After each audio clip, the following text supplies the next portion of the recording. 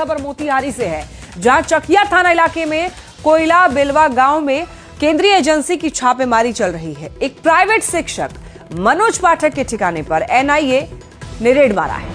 शिक्षक के ठिकाने से यहां पर कई बैग और दस्तावेज जब्त किए गए हैं।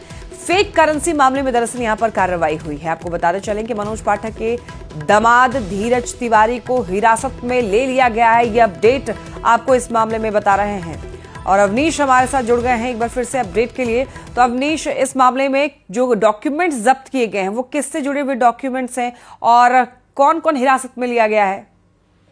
देखिए, एनआईए की छापेमारी मोतिहारी के आदापुर और चकिया के कोयला बेलवा में की गई है और कोयला बेलवा में मनोज पाठक के दामाद धीरज पाठक को हिरासत में लिया गया है। मनोज पाठक के घर पे ही धीरज पाठक रहते थे और उनकी पत्नी का 2018 में ही मौत हो गई थी, लेकिन उसके बाद भी उनके बैंक अकाउंट से ट्रांजैक्शन का खेल चल रहा था और ये संख्या जो है, जो पैसे का लेन देन जो है वो भारी मात्रा में जो है पैसे का लेन देन चल रहा था। वैसी स्थिति में एनआईए पूरे अकाउंट को खंगाली है, पूरे एक बैग कागजात ले आई है, उनके मोबाइल को जब्त किया है और एक और जो उनका मास्टरमाइंड है उसके लिए भी एनआईए की छापेमारी चल रही है। वो भी गिरफ्तार नहीं हुआ है, तो धीरज तिवारी का सहयोगी है, लेकिन धीरज तिवारी गिरफ्तार हो गया है और उसको एनआईए ने हिरासत में लिया है और चकिया थाने पर उससे गहन पूछताछ की जा रही है। भारत का पैन कार्ड जो है वो मिला है, नेपाल की नागरिकता मिली है।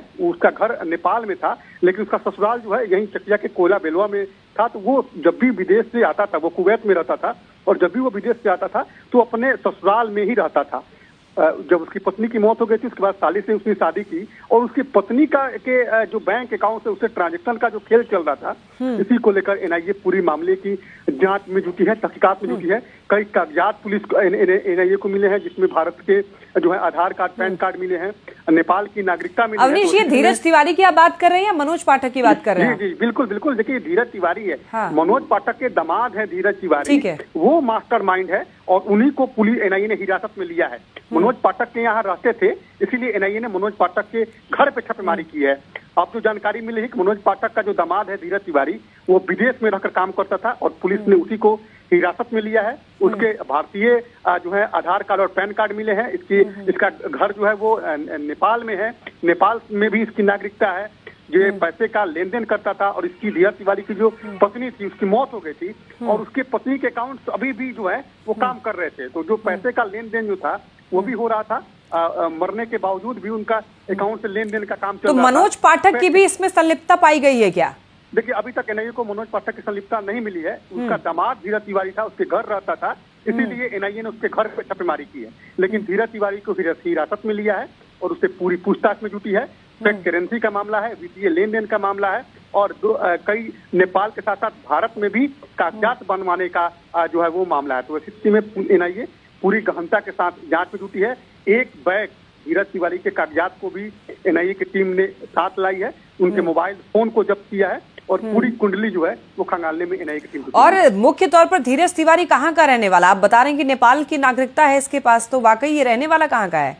बिल्कुल बिल्कुल। देखिए, धीरज तिवारी नेपाल का रहने वाला है और उसका ससुराल जो है वो चकिया के कोयला बेलवा में है। तो ये जब भी विदेश से आता था तो वो अपने ससुराल में ही रहता था और यहीं से जो है वो अपना काम करता था। तो क्या ये फेक करेंसी के बारे में मनोज पाठक को जानकारी थी या उनके परिवार में बाकी सदस्यों को जानकारी थी इस बारे में?